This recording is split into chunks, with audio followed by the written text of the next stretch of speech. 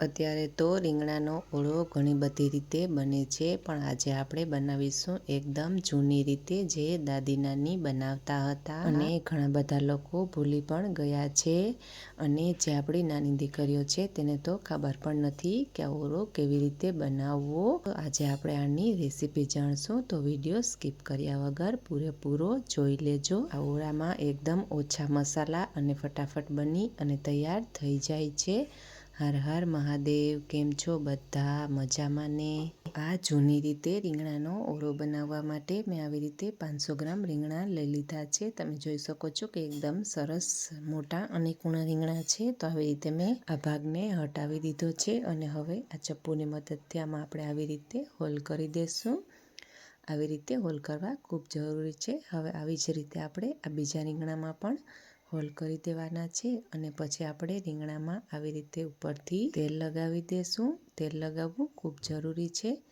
તેલ લગાવવાથી રીંગણાની છાલ એકદમ આસાનીથી નીકળી આવે છે. તમે પણ એકવાર આવી રીતે તેલ લગાવીને જરૂર ટ્રાય કરજો. હવે રીંગણામાં તેલ લગાવાઈ ગયું છે, તો હું આને ગેસ ઉપર શેકી લઈશ.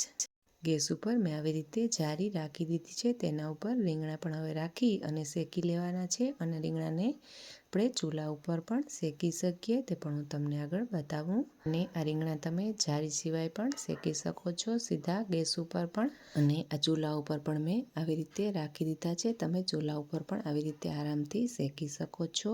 અને હવે મેં આવી રીતે લસણ લઈ લીધું છે, થોડીક કળી, અને એમાં આપણે આપણા પરિવારના ટેસ્ટ પ્રમાણે લાલ મરચું પાવડર ઉમેરી અને સરસ પીસી લેવાનું છે. આવી રીતે આ ઓળામાં લસણની અને લાલ મરચાંની આવી રીતે ચટણી ઉમેરવાથી આપણો ઓળો એકદમ સરસ સ્વાદિષ્ટ બને છે. તો મેં હવે એક વાસણમાં આવી રીતે પીસેલી ચટણી ઉમેરી દીધી છે અને સ્વાદ પ્રમાણે આપણે મીઠું ઉમેરશું.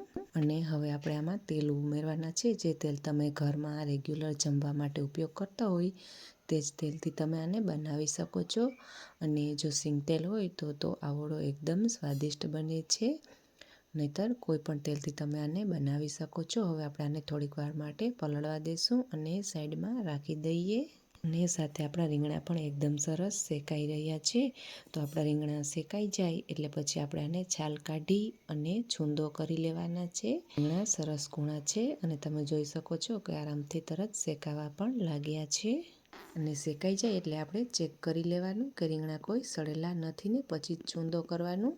તો આપણે તવેથાવાળો ઓળો કરવો છે એટલે મેં ચૂલામાં આવી રીતે તવેથો રાખી દીધો છે. તમારી પાસે ચૂલો ન હોય તો તમે ગેસ ઉપર પણ આવી રીતે તવેથાને એકદમ લાલચોળ ગરમ કરી શકો છો. અને પછી આપણે ઓળાને વઘારવાની ચટણી પણ સરસ પલળી ગઈ છે અને રીંગણા પણ મેં ફોલી અને છૂંદો કરી લીધા છે.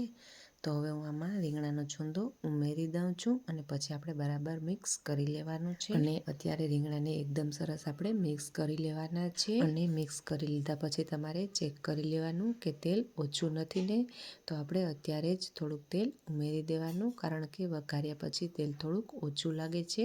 એટલે તમારે આ પણ અત્યારે ખાસ ધ્યાન રાખવાનું. અને આવી રીતે આ ઓળો એકદમ ઓછા મસાલામાં જ બની જાય છે.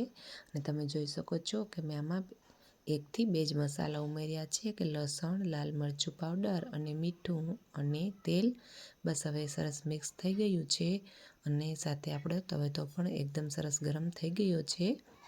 તો હવે હું કઈ રીતે આમનો વઘાર કરું છું તો તમે એકદમ જુઓ. બસ જો આવી રીતે આપણે ગરમ તવેથાથી ઓળાને બરાબર મિક્સ કરી લેવાનો, એટલે એકદમ ટેસ્ટી અને લાજવાબ આપણો ઓળો બની અને તૈયાર થઈ જાય છે. અને હવે આપણે કોથમીર ઉમેરીએ. જો હોય તમારી પાસે તો ઉમેરવી, ને તો આમાં કોથમીરની પણ જરૂર નથી પડતી. એમાંથી આવી રીતે ધુમાડા પણ નીકળે છે, તેનાથી તમારે કોઈ ડરવાની જરૂર નથી. છે ને એકદમ સરળ રીત, અને ઓળો પણ ફટાફટ બની અને તૈયાર થઈ જાય છે. તો તમે પણ એકવાર આવી રીતે જરૂર ટ્રાય કરજો. અને આ ઓળો બની ગયા પછી રોટલા કે રોટલી સાથે કેટલો એકદમ સરસ ટેસ્ટી લાગે છે. તમે પણ એકવાર આવી રીતે ઘરે જરૂર ટ્રાય કરજો. જે તમે અત્યારની નવી રીત છે તે બધી ચોક્કસ ભૂલી જશો. તો ચાલો હવે આપણે આ ઓરાને સર્વ કરીએ. તો તેના માટે મેં બાજરીનો રોટલો, છાશ અને સાથે હવે આપણે આ તવેથાવાળો રીંગણાનો ઓળો પરોસીએ.